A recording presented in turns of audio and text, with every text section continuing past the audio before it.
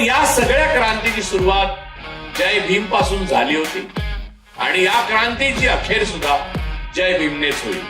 ते या ज्या खुणा आहेत ना त्या नेशनशी संबंधित आहेत.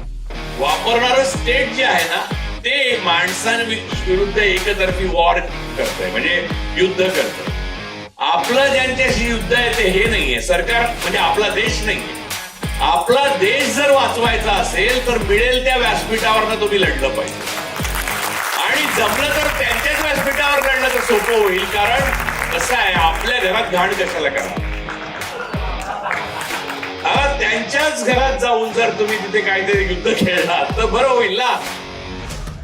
माझं एकच म्हणणं आहे की आपापसामध्ये हे जे हेवे दावे, इगो आणि या प्रकारच्या ज्या वृत्ती आहेत त्या आता तरी बंद केल्या पाहिजेत.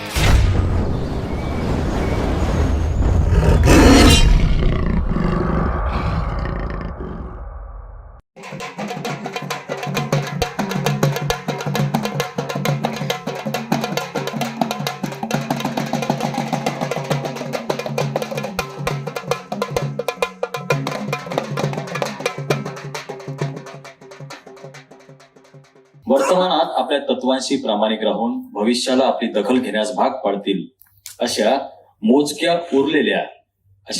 उरलेल्या पत्रकारांपैकी एक प्रमुख नाव असलेले राजू परुळेकर सर आपणास समष्टी फाउंडेशनच्या वतीने या वर्षीचा उल गुलान पुरस्कार आम्ही इथे प्रदान करीत आहोत. आपल्याला हा पुरस्कार प्रदान करण्यासाठी इथे राहुल प्रधान सर, नितीन वैद्य सर इथे उपस्थित आहेत. तत्पूर्वी आपल्या मानपत्राचे वाचन करण्यासाठी मी इथे वैभव छाया यांना आमंत्रित करतो. सप्रेम जय भीम सर्वांना, सप्रेम जय भीम सर्व मान्यवरांना. मानपत्राचं वाचन करतो. राजू परुळेकर, एकच व्यक्ती पण अनेक भूमिका. लेखक, पत्रकार, कवी, संशोधक, राजकीय विश्लेषक, एक विचारवंत आणि त्याही पलीकडे एक प्रखर सत्याग्रही. कोकणातील छोट्या गावातून आलेला हा अभ्यासू तरुण वाचनाच्या प्रेमातून विचारांची वाटचाल करतो आणि थेट राष्ट्रीय व आंतरराष्ट्रीय व्यासपीठांवर पोहोचतो. महाराष्ट्र कोणाचा या कार्यक्रमापासून लेखक म्हणून सुरुवात करून नंतर संवाद सारख्या लोकप्रिय कार्यक्रमाच्या माध्यमातून त्यांनी महाराष्ट्राच्या घराघरात प्रवेश मिळवला. त्यांच्या सडेतोड, अभ्यासपूर्ण आणि संवेदनशील संवाद शैलीमुळे त्यांनी राजकारण, समाजकारण, साहित्य अशा अनेक क्षेत्रातील दिग्गजांशी संवाद साधला आणि सामान्य जनांपर्यंत तो पोहोचवला देखील. विजय तेंडुलकरांसारख्या महान नाटककारांसोबत त्यांनी लेखन केलं तर आयडियाज आर डेंजरस, ते आणि मी, द गेम चेंजर्स अशा पुस्तकातून त्यांनी समाज आणि राजकारणातील खरेपण उघड केलं. त्यांच्या लिखाणात तळमळ आहे, त्यांच्या लिखाणात सच्चेपणा आहे आणि परिवर्तनाची आसही आहे. गेली 25 वर्षे काम करत असताना रेडिओ, दूरदर्शन, साप्ताहिक, वृत्तपत्र, सोशल मीडिया कुठलंच माध्यम त्यांनी सोडलं नाही. त्यांच्या आवाजात प्रामाणिकपणा आहे, शब्दात ताकद आहे आणि महत्वाचं म्हणजे लोकांसाठीची तळमळ आहे. म्हणूनच त्यांच्या लेखणीला, त्यांच्या विचारांना आणि त्यांच्या सामाजिक भानाला समष्टी फाउंडेशनचा समष्टी उल गुलान पुरस्कार हा देत आहोत. हा फक्त गौरव नव्हे तर त्यांच्या कार्याला एक मनपूर्वक सलाम आहे. जय भीम. धन्यवाद दादा. यानंतर ज्यांना आपण आजवर अनेकदा नेहमीच आपण स्क्रीनवर पाहतो त्यांची आणखी माहिती जाणून घेण्यासाठी इथे आपण त्यांची एक एव्ही लावतोय. मी तंत्रज्ञांना विनंती करतो की त्यांनी कृपया इथे एव्हीच्या माध्यमातून राजू परुळेकर सर यांची माहिती आपणास द्यावी. राजू परुळेकर अभ्यासू, निर्भीड परंतु संयमी भूमिकेच्या जोरावर अत्यंत कमी कालावधीत प्रिंट आणि इलेक्ट्रॉनिक मीडियामध्ये आपला प्रभाव निर्माण करणारे राजू परुळेकर. ते लेखक, ब्लॉगर, कवी आणि राजकीय विश्लेषक आहेत. तत्वनिष्ठता अंगीकारून जे सत्य आहे ते ठामपणे आणि परखडपणे बोलणाऱ्यांपैकी एक म्हणजे राजू परुळेकर. ते आणि मी, ideas are dangerous, the game changer, in the court of political philosophy अशी अनेक सामाजिक आणि राजकीय विषयांवर आधारित पुस्तकेही त्यांनी लिहिली. त्यांच्या या महत्वपूर्ण कार्याबद्दल समष्टी उल गुलान पुरस्कार 2025 या पुरस्काराने त्यांना गौरविण्यात येत आहे.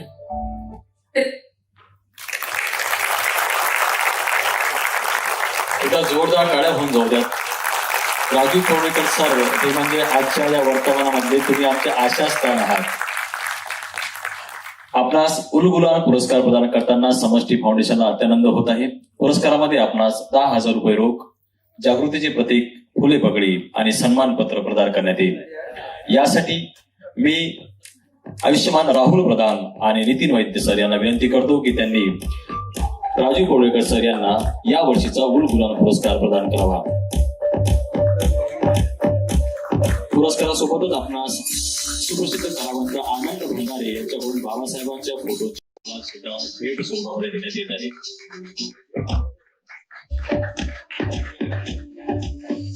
विक्रांत देशे सर यांनी साकारलेली कलाकृती सुद्धा आपणास या पुरस्कारादरम्यान प्रदान करण्यात येत आहे.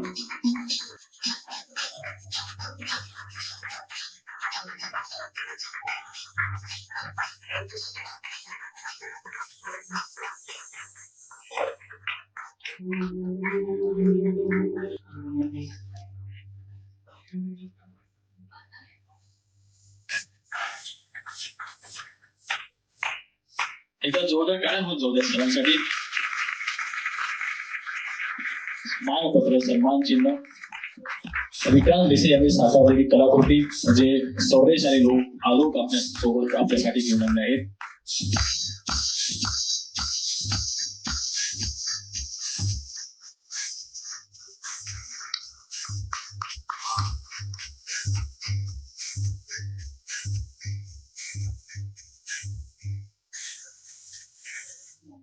उलगुलान पुरस्कार 2025 चे पुरस्कार्थी आमचे लाडके राजू कुर्लेकर सर यांना मी विनंती करेन. पण तत्पूर्वी एक गोष्ट सांगेल.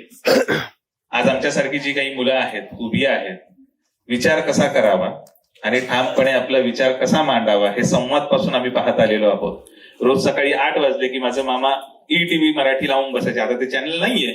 चॅनल नसलं, राजू कुर्लेकरांचा आवाज आहे. त्यांनी माध्यम बदलत ठेवलं. चॅनल गेलं, पेपर गेला, माध्यम बदलत ठेवलं. पण त्यांनी त्यांच्यातला उलगुलानचा स्वभाव मात्र कधीच थांबू दिला नाही. उलगुलान हा शब्द सर्व आदिवासी कल्चरमध्ये वापरला जातो. उलगुलान म्हणजे क्रांतीचा उठाव करण्याचा पहिला पॉइंट. तर उलगुलान पुरस्काराचे मानकरी राजू कुर्लेकर यांना मी विनंती करतो. जोरदार टाळ्या होऊन जाऊ द्या.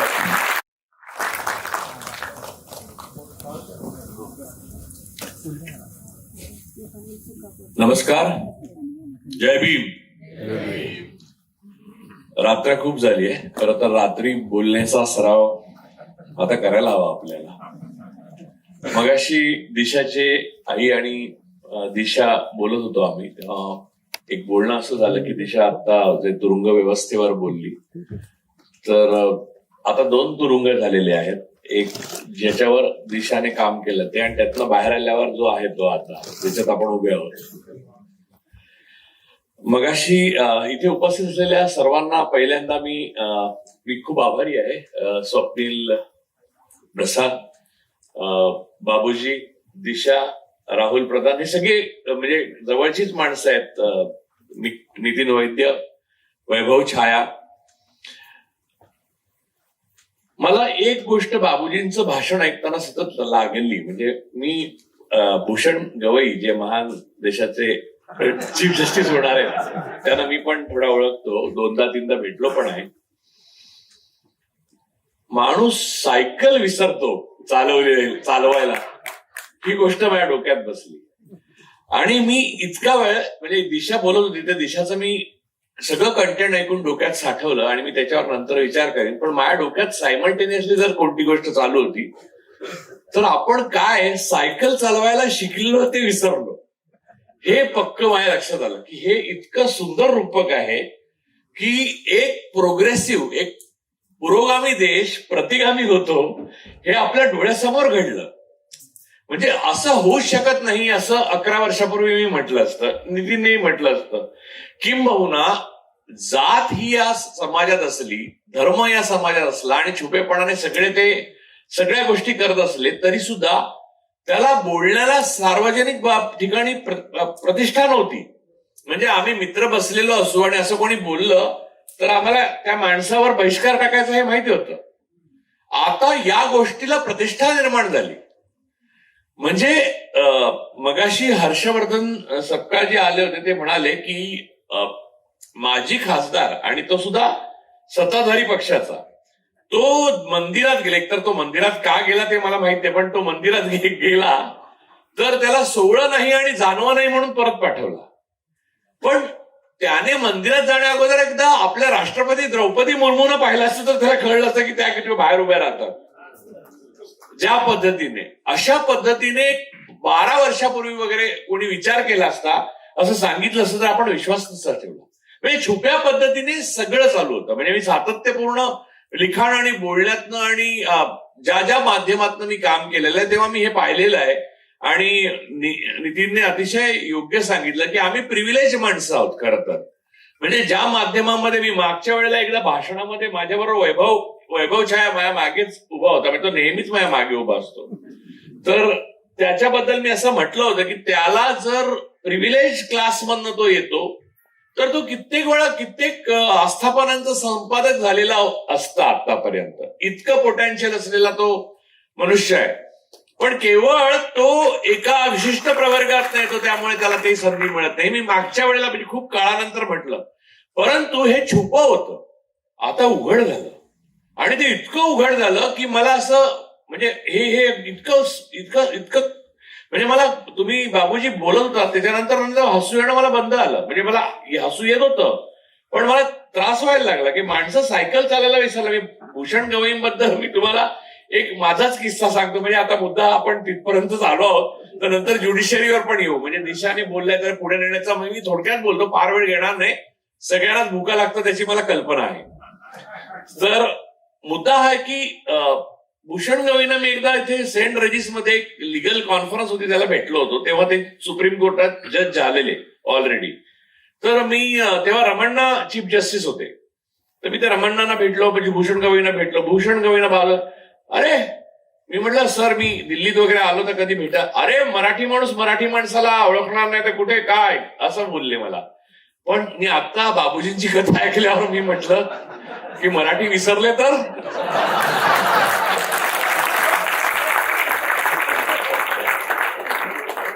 हताश झालो मी. परंतु ज्युडिशरीमध्ये या गोष्टीची कमाल जी बाबूजीने आता सांगितली तीच नाहीये. स्वतःवरच झालेला बलात्काराचा आरोप स्वतःच ऐकून स्वतःच दोषमुक्त करणारे चीफ जस्टिस पण आपल्याला भेटलेले आहेत. त्यामुळे देवाचा संदेश घेऊन, डायरेक्ट देवाकडनं आदेश घेऊन, म्हणजे शेवटचं रिलिजन, शेवटचा धर्म इस्लाम असं मानतात. तर मोहम्मद हे प्रॉफिट आहेत, प्रेषित आहेत, त्यांना अल्लाहकडनं संदेश आले, त्यानंतर कोणी प्रॉफिट होऊ शकत नाही. पण आपले चीफ जस्टिस त्यांना देवाकडनं संदेश आले आणि त्यांनी मंदिर बांधायला परवानगी दिली, ज्याच्यावर आपण सही पण नाही केली कारण आदेश वरनं आलेला. बरं, ज्यांनी आदेश दिला तो देव नॉन बायोलॉजिकल आहे. त्यामुळे एवढ्या कॉम्प्लिकेटेड देशामध्ये आपण राहतो जिथे सायकल चालवायला माणसं विसरतात. जी शिकली आहे, म्हणजे पोहायला शिकतो माणूस आणि सायकल चालवायला, या दोन गोष्टी माणसं कधीच विसरत नाही. म्हणजे जो माणूस पोहायला शिकतो त्याने पाण्यात उडी मारून आत्महत्या करू नये, कारण बराच वेळ त्याला पोहत राहायला लागतं, थकल्यावर बुडतो तो. त्यामुळे एवढी मेहनत आत्महत्येसाठी घ्यायची गरज नाही, त्याहून आधुनिक साधनं आलेली आहे. आणि भारत देशाचं उदाहरण पाहता किती आधुनिक साधनं आत्महत्या करण्याची सामाजिक आलेली आहेत हे आपण बघू शकता. सरळ सरळ एक समाज आत्महत्या करतोय. कोणताही म्हणजे आपण शास्त्रीय विचार करण्याची पद्धत, सायंटिफिक टेम्परामेंट, आपल्या आधुनिक शाखा, कला शाखा, विचार करण्याच्या पद्धती, आपल्या मधल्या भिंती मोडून ब्रिज बांधण्याची, जी पूल बांधण्याची प्रक्रिया, या सगळ्या नष्ट करून आपण आपली मंदिर असताना मशिदींसमोर जाऊन नाचतो. म्हणजे आधी आंदोलन केलं मंदिर बांधायचं, ते बांधून झाल्यावर ते मंदिर सोडून दिलं कारण तिथे सीटच आली नाही निवडून, तिथे पराभूत झाले, ते सोडून दिलं आणि मग मशिदींसमोर जाऊन नाचायला लागले. कारण त्यांच्या लक्षात आलं जागृत देव इथे नाही तिथे आहे.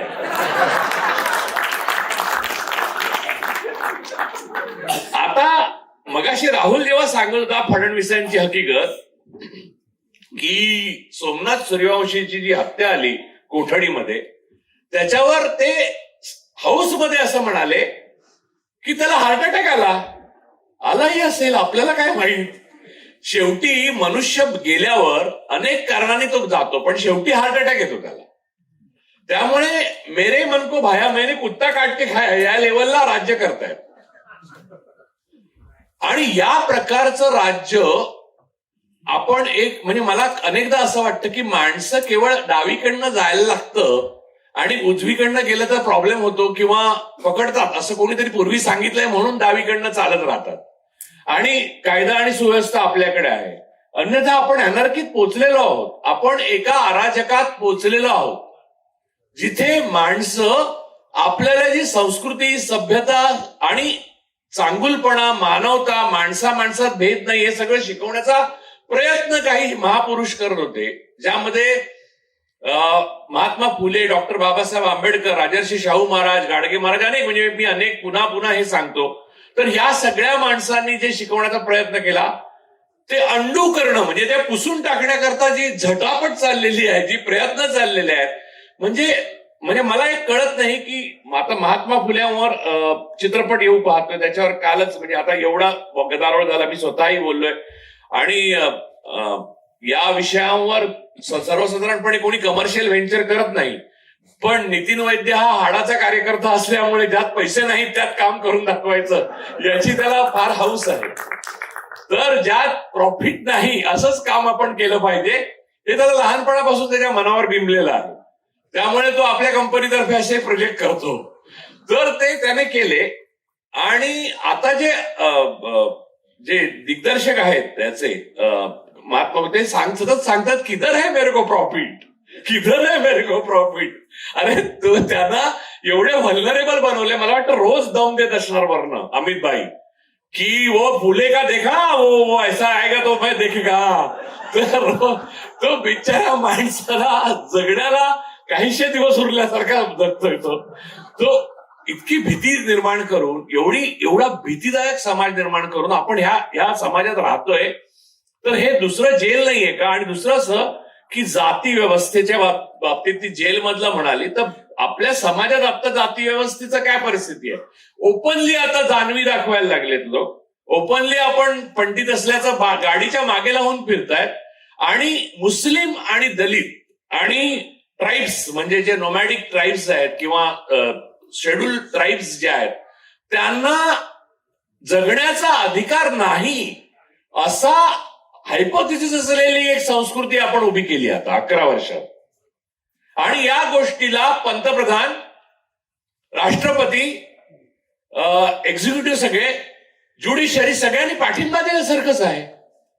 म्हणजे तुम्ही या विषयावर जर रिट म्हणजे आता तिने योग्य सांगितलं की चळवळीला पर्याय नाही, म्हणजे त्याच मुद्द्यावर बोलून मी संपवतो की जर तुम्ही उद्या अपील केलं, पीआयएल केली, एखादा ड्राफ्ट जरी केला रोहितसाठी, आपण वेमूला ड्राफ्ट तयार केला, रोहित ड्राफ्ट तयार केला, तुम्हाला आम्ही या सगळ्या प्रक्रियेमध्ये जे राहुलने सांगितलं की इथलं इलेक्शन मॅन्युप्युलेट होतं, त्याच्यावर आम्ही हेच बनवलं, त्याच्यावर संशोधन करून आम्ही अहवाल बनवला. आम्ही परभणीला सोमनाथ सूर्यवंशीच्या राहुल या प्रक्रियेत आम्ही आणि राहुल एकत्र होतो. सोमनाथ सूर्यवंशीच्या हत्या जी कोठडीत झाली होती त्याच्यावर आम्ही अहवाल बनवला. एकाही वृत्तपत्राने, एकाही माणसाने, एकाही संस्थेने तो गंभीरपणे बोललं पण नाही, सांगितलं पण नाही आणि कळलं पण नाही. कारण लोकांना एकच गोष्ट माहिती की बॉसने बोला आहे, ऐसा नाही बोलणे का, बस. म्हणजे 2 माणसं हा देश चालवतायत, 2 माणसं हा देश विकत घेतायत आणि उरलेली 15-20 माणसं मुख्यमंत्री म्हणून वेगवेगळ्या राज्यामध्ये थैमान घालतायत. या पद्धतीने काम होतं. म्हणजे मला तर कधी कधी ना महाराष्ट्रामध्ये काही गोष्टींचा खूप कन्फ्युजन आहे. उदाहरणार्थ मला बाळासाहेबांचे विचार कुठचे होते हे लहानपणापासूनच कळलं नाही. कारण बाळासाहेब असतानाच मला विचार कळायचे नाहीत त्यांचे. ते जे बोलायचे त्याचे साधारण मी जर नमुना दाखवायचा झाला तर विषय मोठा आहे, वेळ कमी आहे, हे वाक्य पहिलं असेल त्यांचं. आणि मग ते नकला करायचे 5-6. मग पुष्पा भावेंना भाविन म्हटलं वगैरे अशा 4-5 गोष्टी करायचे. मग प्रमिला दंडवते सर्वांना गंडवते वगैरे बोलायचे. आणि मग मला असा शेळपट शिवसैनिक नको, मला पेटून उठणारा शिवसैनिक हवा असं सांगून जय महाराष्ट्र म्हणून निघून जायचे. आणि मग दुकानामध्ये तोडफोड करायची किंवा गुलाल उधळत विचारांचा गुलाल उधळत लोक घरी जायचे. आता हा विचार पळवण्याची स्पर्धा लागलेली. आता हा कुठचा विचार आहे? मला लहानपणापासून मी बाळासाहेबांचा विचार शोधतोय, मला शरद पवार साहेबांचा पण विचार शोधतोय. महाराष्ट्रात या दोन महान माणसांचा 60 वर्षात विचार मलाच नाही मिळालेला. त्यामुळे प्रॉब्लेम असा झालेला आहे की महाराष्ट्राचा नेमका विचार गेल्या 60 वर्षात काय आहे, ज्यामुळे आपण पुरोगामी म्हणत होतो महाराष्ट्राला, हेच कळत नाहीये मला. कारण मी काल एका कार्यक्रमात म्हणालो की आता ही फुले पगडी घालून जाईन असं मी म्हटल्यामुळे नितीनने मला लावून धरलं की घालून जा, थोडी टाईट होते, मी टाईट जर लूज करून घे आणि मग घाल. तर मूळ मुद्दा असा आहे की महाराष्ट्रामध्ये एवढा पुरोगामित्व जे ठासून भरलं होतं गेले 10 वर्षापूर्वीपर्यंत, त्या पुरोगामी महाराष्ट्रामध्ये मुंबई महाराष्ट्रात आल्यावर 1960 मध्ये 107 लोकांनी म्हणजे बलिदान करून मुंबई महाराष्ट्रात आली. त्यात सगळे म्हणजे सर्व जाती धर्माचे लोक समाविष्ट होते. शाहीर अमर शिखांपासून, अत्र्यांपासून, जेध्यांपासून सगळे लोक होते.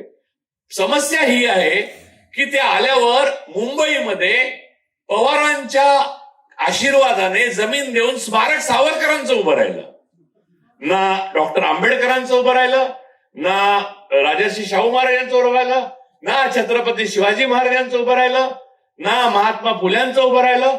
आणि या 4 लोकांची नावं घेण्यात अख्खे 60 वर्ष मी पवारांना बघतोय. त्यामुळे त्यांचा विचार कुठचा आहे मला कळेना, की आपण ज्याला जमीन देतो तो आपला विचार, का आपण तोंडाने ज्याची नावं घेत होतो. म्हणजे कसं आहे की आमच्या आफ्रिकेतले काका येणार आणि मग खूप संपत्ती आपल्या नावावर करणार असं जे वाटतात, ते आफ्रिकेतले काका कधी येतच नाही. तसं महाराष्ट्राच्या पुरोगामित्वाचं झालं शेवटी. या महाराष्ट्राच्या पुरोगामित्वाची आणि भारताच्या पुरोगामित्वाची शोकांतिका जर खरी काय असेल तर एका भ्रमात आपण 60 वर्ष जगलो आणि उरलेल्या 10 वर्षात, गेल्या 11 वर्षात आपण वास्तवात आलो त्या भ्रमाच्या. हे आपलं सत्य आहे. आपण सायकल शिकलो नव्हतो,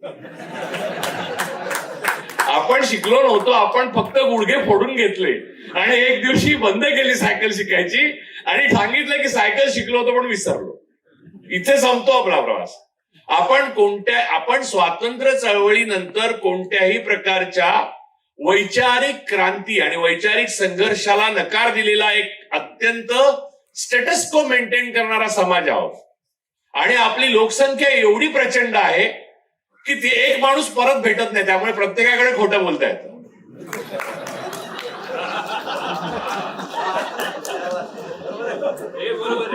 त्यामुळे लोक म्हणजे नेते, त्यातूनच लोक नेते तयार झाले.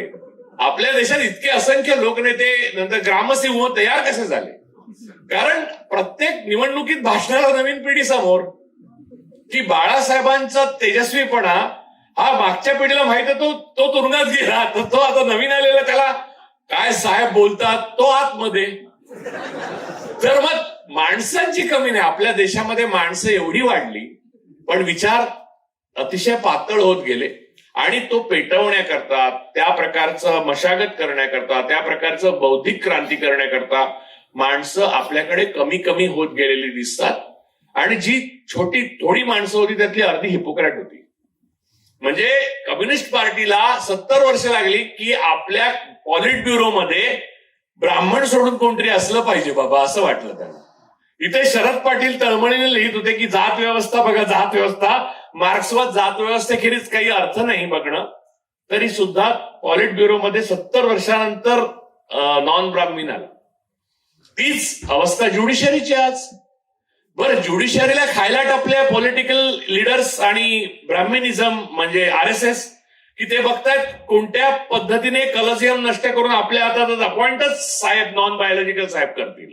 डायरेक्ट जा तू आज उद्यापासून न्यायाधीश संबित पात्रा जा चीफ जस्टिस ऑफ इंडिया. तर उसके पास डिग्री कहाँ है? तो मेरे पास कहाँ थी? मैं तो थोड़ी पढ़ लिख के यहां तक आया. तर आता याला काय उत्तर देणार? म्हणजे मी लहानपणी एकदा तर्काविना माणूस कसा निरुत्तर करू शकतोय देवीलालांचं ऐकलं होतं. त्यांना तेव्हा घराणेशाहीवर वगैरे समाजवादी फार बोलायचे ना. तर विचारायला त्यांना कि आप परिवारवादी हो तो आपने ओम प्रकाश चौटाला को मुख्यमंत्री बनाया, आप हमेशा इंदिरा जी को बोलते हो लेकिन आपने अपने टाइम आया तो आपने उनको बनाया. तो मैं अपने बेटे को नहीं बनाऊंगा तो क्या भजन लाल के बेटे को बनाऊंगा, असं त्यांनी उत्तर दिलं एका शब्दात. नाही मला तेव्हा मी माझ्या मुलाला मुख्यमंत्री नाही करणार, का भजन लालच्या करणार. आता इतकं साधं निरुत्तर करणारं इलॉजिकल उत्तर ज्या देशात मिळालं ना, त्या देशात तेव्हाच आपण शहाणपणाने समजायला पाहिजे होतं की भविष्य काय आहे आपलं. ते न विचार करता आपण मौज करत राहिलो आणि वैचारिक मौज करत राहिलो. ती वेळ आता गेलेली आहे, आता युद्धाची वेळ आलेली आहे. अनफॉर्च्युनेटली, दुर्दैवाने, आता मी माझं शेवटचं स्टेटमेंट काय ते करतो, कारण मला उलगुलान पुरस्कार मिळाला. मी लायक आहे की नाही मला माहित नाही, पण मी ते सांगतो. जेव्हा तुम्ही शांततेच्या काळात घाम गाळता एखाद्या गोष्टीवर, व्यायामावर, कवायतीवर आणि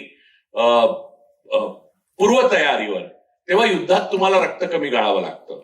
हा तो देश आहे गेल्या 70 वर्षात आपण घाम नाही गाळला, त्यामुळे आता आपल्याला पर्यायाने रक्त जास्त गाळावं लागणार. त्याची तयारी आतापासून सुरू करा. या रात्रीची पहिली जर कोणती माझी म्हणून घोषणा असेल तर तुम्हाला किंमत द्यावीच लागेल. स्वातंत्र्य भीक म्हणून कोणी देत नाही, ते संघाने हिरावून घेतलेलं आहे, ते तुम्हाला खेचूनच परत घ्यावं लागेल.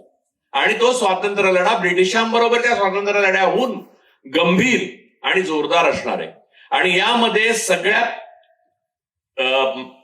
मागासलेल्या असं मानल्या गेलेल्या जाती जमाती, नंतर वर्णव्यवस्थेतल्या खालच्या पातळीवर म्हणजे खाली गेलेल्या, जे ब्रह्माच्या मुखातनं नाही आले, खांद्यातनं आले, मग त्याच्यानंतर आले, असं ते जे काय आहे त्यांचं सर्वात महत्वाचं दमन आणि त्यांचं संपूर्णपणे आवाज बंद करण्याचा प्रयत्न केला जाईल. आणि नंतर मुस्लिम आहेतच, इसाई आहेतच. गोळवलकरांनी तुमच्यापासून काही लपवलं नव्हतं. गोळवलकरांनी हे लिहून ठेवलं होतं, आपण वाचलं नाही. आपण वाचलं नाही, त्यांनी आपले शत्रू लिहून ठेवलेले आहेत. त्यामुळे या गोष्टी आता तुम्हाला अपरिहार्य आहेत. तुम्ही त्यांचे शत्रू आहात, मी त्यांचा शत्रू आहे, हे त्यांनी लिहून ठेवलंय आणि आपण त्यांना मित्र मानत राहिलो. मगाशी मला काल वैभवला सांगायचं वाटतं की मला काल फोन आला आपल्याच मित्रांचा, जे उदारमतवादी समाजवाद आणि काय काय एकंदरीतच त्यांना राग आलेला आहे गव्हर्नमेंटचा. तर ते सगळे म्हणाले की असं कसं गव्हर्नमेंटचं चिन्ह वगैरे तिकडे आपण जाऊन बोलायचा वगैरे चुकीचं आहे. तर मी म्हटलं मग तू जाणार आहेस का? तुम्ही म्हटलं मी जाणार आहे, मी ठरवलंय. का? मी म्हटलं मी पहिल्या दिवशी जे ठरवतो तेच शेवटच्या दिवसापर्यंत ठरवतो. त्यामुळे गव्हर्नमेंटचं चिन्ह आहे नाही याच्याशी मला काय, माझ्या बाजूला भागवत येऊन बसले तरी मला फरक नाही पडत. भागवतांबद्दल मला थोडंफार प्रेमच आहे, कारण ते जनावरांचे डॉक्टर आहेत, मला जनावरांबद्दल प्रेम.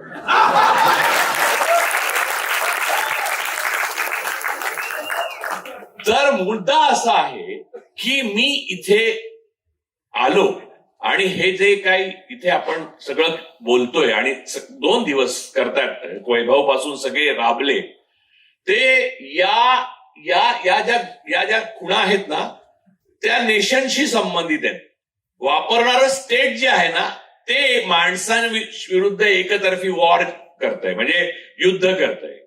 आपलं ज्यांच्याशी युद्ध आहे ते हे नाहीये सरकार, म्हणजे आपला देश नाहीये. आपला देश जर वाचवायचा असेल तर मिळेल त्या व्यासपीठावरनं तुम्ही लढलं पाहिजे. आणि जमलं तर त्यांच्याच व्यासपीठावर लढलं तर सोपं होईल, कारण कसं आहे आपल्या घरात घाण कशाला करा. त्यांच्याच घरात जाऊन जर तुम्ही तिथे काहीतरी युद्ध खेळला तर बरं होईल ना. माझं एकच म्हणणं आहे की आपापसामध्ये हे जे हेवेदावे, इगो आणि या प्रकारच्या ज्या वृत्ती आहेत त्या आता तरी बंद केल्या पाहिजेत. मला आंबेडकरी चळवळीच्या शोकांतिकेबद्दल एक गोष्ट मला नमूद करावीशी वाटते. मध्यंतरी आपले नॉन बायोलॉजिकल पंतप्रधान इथे आलेले, दीक्षाभूमीवर गेले आणि त्यांचं हस्ताक्षर बदलत राहिलं तिकडे, कारण बायोलॉजिकल माणसाचं हस्ताक्षर एक असतं, नॉन बायोलॉजिकलला हस्ताक्षराची मर्यादा नाही, इन्फिनिटीकडे जातं हस्ताक्षर. तर त्यांनी जे लिहिलं होतं संदेश, त्याच्या खाली त्यांची सही होती, त्यामुळे तो त्यांचाच मानायचा संदेश, असं एक अध्यारूत आहे. आतापर्यंत तरी असं मानलं जातं. आता कोर्टाने काय वेगळा निर्णय दिला तर गोष्ट वेगळी. पण त्यामध्ये एक गोष्ट मी पटकन पाहिली आणि ती गोष्ट माझ्या मनाला खूप लागली. त्या संदेशाच्या पहिल्या ओळीमध्ये डॉक्टर बाबासाहेब आंबेडकरांचं नाव फक्त बाबासाहेब आंबेडकर असं लिहिलेलं होतं आणि तिसऱ्या ओळीमध्ये परमपूज्य डॉक्टर बलिराम हेडगेवार असं लिहिलेलं होतं. सी आपल्या महान नायकाचा अनुयायी पराभव कसा करतात त्याचं हे उत्तम उदाहरण आहे. आणि आपल्या खलनायकाला सुद्धा अनुयायी कसा वरती नेऊन ठेवतात त्याचंही हे उत्तम उदाहरण आहे. हे कायर होते, हेडगेवार भित्रे होते, ज्यांनी बोसांना सुद्धा भेटायला नकार दिला, कारण खोटं ब्रिटिश सरकार रागवेल म्हणून आतमध्ये आजारीपणाचं नाटक केलं. पण त्यांचं परमपूज्य डॉक्टर, कारण त्यांच्या अनुयायांची सत्ता आली. जर आज बाबासाहेबांच्या अनुयायांची सत्ता आली असती, त्यांची वज्रमूठ टिकली असती, तर डॉक्टर बाबासाहेब आंबेडकर, संविधानकार डॉक्टर बाबासाहेब आंबेडकर, विश्वरत्न संविधानकार डॉक्टर बाबासाहेब आंबेडकरचं काहीतरी लिहिलं असतं. आणि मला खात्री आहे की त्यांच्या अनुभव डॉक्टर बाबासाहेब आंबेडकरांच्या अनुयायाने जर लिहिलं असतं तर स्वतःच्या हस्ताक्षरात लिहिलं असतं. निदान प्रामाणिकपणा तेवढा तर त्याच्यात असताच. पण या सगळ्या क्रांतीची सुरुवात जय भीम पासून झाली होती आणि या क्रांतीची अखेर सुद्धा जय भीमनेच होईल, एवढा आशावाद प्रकट करून मी थांबतो. जय भीम.